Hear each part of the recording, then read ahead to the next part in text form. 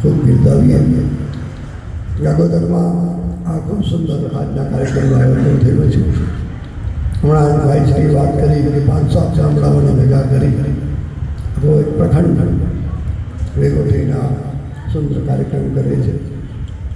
આપણી જે સંસ્કૃતિ છે હિન્દુ સંસ્કૃતિ, એ હિન્દુ સંસ્કૃતિની રક્ષા માટે, એના સંવર્ધન માટે, એના ખૂબ પોષણ માટે સતત આપણા રાષ્ટ્રીય સ્વયંસેવક સંઘ, વિશ્વ હિન્દુ પરિષદ, આવા જે આપણા સંગઠનો છે એ કાર્યરત છે. અને ખરેખર આનંદની વાત છે. જ્યાં સુધી આવા રાષ્ટ્રીય સ્વયંસેવક સંઘ, વિશ્વ હિન્દુ પરિષદ, આ બધા જ સંગઠનો હશે ત્યાં સુધી આપણા સનાતન ધર્મને, આપણી હિન્દુ સંસ્કૃતિને કોઈ વાંધો નહીં આવે. એ ગામડે ગામડે, દેશે દેશે, આખા વિશ્વના ખૂણે ખૂણે પ્રસરતી રહે છે. પણ જો આવા કાર્યક્રમો નહીં થાય, આ રીતે લોકોને જાગૃત કરવામાં નહીં આવે તો ધીમે ધીમે એ સુસુપ્ત થઈ જશે. એટલે આવા કાર્યક્રમ ખૂબ જરૂરી છે. હિન્દુત્વની રક્ષા ખૂબ જરૂરી, કારણ કે દેશો તો ઘણા છે દુનિયામાં, પણ આપણા માટે એક દેશ છે ભારત, હિન્દુસ્તાન. એને હિન્દુસ્તાન કહેવાય, ભારત તો એક જ દેશ છે આપણો. અને એને પણ જો આપણે વિસરી જશું, ભાઈએ કહ્યું કે ધીમે ધીમે અમુક લોકો અને ટેકો આપે છે, કેટલાક લોકો એનો વિરોધ કરે છે, કેટલાક લોકો મધ્યસ્થ થઈ અને સુસુપ્ત અવસ્થામાં રહે, ઉદાસીન અવસ્થામાં, ન એને ટેકો આપે, ન કોઈ સહાય કરે, ન કંઈ સારું એને માટે બોલે, આ લોકો પણ છે. તો એવું ન કરીએ. આપણો ધર્મ અને સંસ્કૃતિ એ હંમેશા ટકવા જોઈએ. ધર્મ હશે તો આપણે જીવશું. ધર્મ માટે લખાયું છે, ધર્મ એવો હતો હંતી, ધર્મો રક્ષતી રક્ષિત. આવું સૂત્ર છે. ધર્મ એવો હતો હંતી, કે ધર્મને હણવાનો પ્રયત્ન કરશો, નષ્ટ કરવાનો. ધર્મ તો સનાતન છે. જ્યારથી સૃષ્ટિ બની ત્યારથી આપણો ધર્મ ચાલ્યો આવે છે. એ નહીં હણાય, એ નષ્ટ નહીં થાય, આપણો નાશ થઈ જશે. ધર્મને નષ્ટ કરવા જશો, આપણો નાશ થઈ જશે.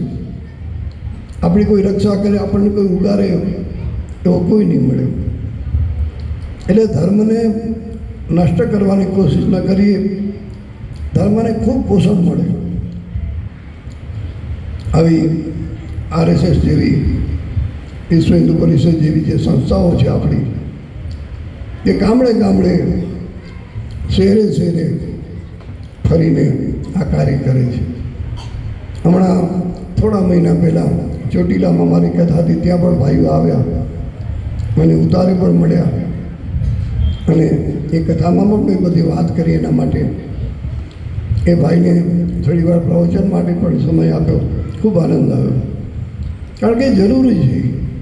પછી આપણે એવા લોકો કોઈ આવે, આપણને મળે ને આપણે એની સામે કોઈ ધ્યાન જ ના આપીએ, ઉદાસીન બનીને એને તરછોડીએ, તો એ ખોટું છે. જે આવા કાર્ય કરતા હોય એને પોષણ ટેકો મળવો જોઈએ, પોષણ મળવું જોઈએ.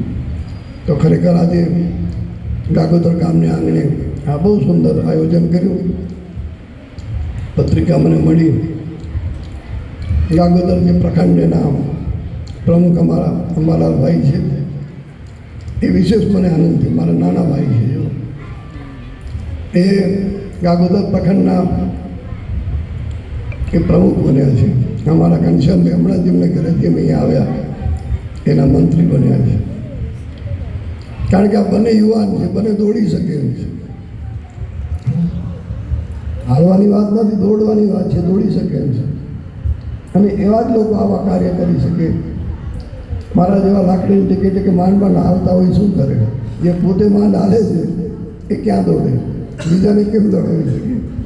એટલે બહુ સરસ પત્રિકા મેં ગઈકાલે જ મળી. મને બહુ આનંદ થયો આ બધા નામ વાંચીને. અને આપણા મહેમાન સિદ્ધ ધારા છે એ પણ બહુ સરસ આપણને સંભળાવશે. તો મારે વધારે કંઈ કહેવું નથી. માંડ બોલી રહ્યો છે, તમે જાણો જોઈ રહ્યા છો. એટલે બોલતા બોલતા તમે જાણો છો કે વર્ષો વીતી ગયા અને બહુ બોલવાથી ઘણી શક્તિ આપણી દૂર થાય છે. બહુ બોલવું સારું નથી. મૌનમાં જે શક્તિ છે એ બોલવામાં નથી. મૌન રહેવામાં, મૂંગા રહેવામાં જે આનંદ છે, જે શક્તિ આપણી સંવર્ધિત થાય, સંકલિત થાય, એ બોલવામાં નથી.